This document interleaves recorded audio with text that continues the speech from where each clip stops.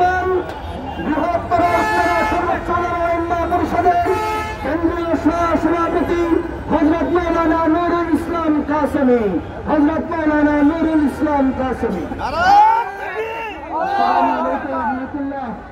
আমাদের ইসলামের জিহাদ যেটা আমরা ভুলে গিয়েছিলাম, আমাদেরকে ভুলে রেখেছিল, এখন আমরা জাগ্রত হয়েছি। ইনশাআল্লাহ সামনে দিয়ে ইসরায়েল, আমেরিকা, ইউরোপের কোন বেইমান কাফের মুসলমানের সামনে টিকতে পারবে না। মুসলমান অস্ত্র হাতে নিচ্ছে, এই অস্ত্র ছাড়বে না। এখন থেকে যত আয় করবে, হাতে অস্ত্র হবে, বিজাতির সমস্ত পণ্য বর্জন করবে, বিজাতির কোনো অস্ত্র বানায় তার দিবে না। এই আশা রেখে আমার বক্তব্য এখানে শেষ করছি।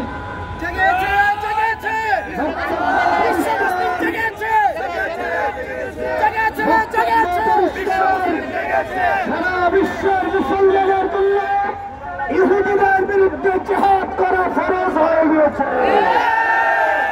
সারা পৃথিবী থেকে ইহুদিদেরকে এখন থেকে উৎখাত করা হবে। এখন বক্তব্য রাখবেন কেন্দ্রীয় কমিটির সম্মানিত সাংগঠনিক সম্পাদক মাওলানা মুফতি জাকির হোসেন। মাওলানা মুফতি জাকির হোসেন। আসসালামু আলাইকুম। সম্মানিত মুজাহিদিন কেরাম, বক্তব্য যথেষ্ট হয়েছে। এখন আমাদেরকে সরাসরি ইহুদিবাদের বিরুদ্ধে জিহাদের জন্য প্রস্তুতি নিতে হবে। লম্বা কোনো আলোচনা নেই। বৃহত্তর উত্তরের সর্বোচ্চ নামা পরিষদ আইনময় করেন, যখন আপনাদেরকে ডাকবেন যে কোনো ত্যাগের জন্য আমরা প্রস্তুত আছি। তো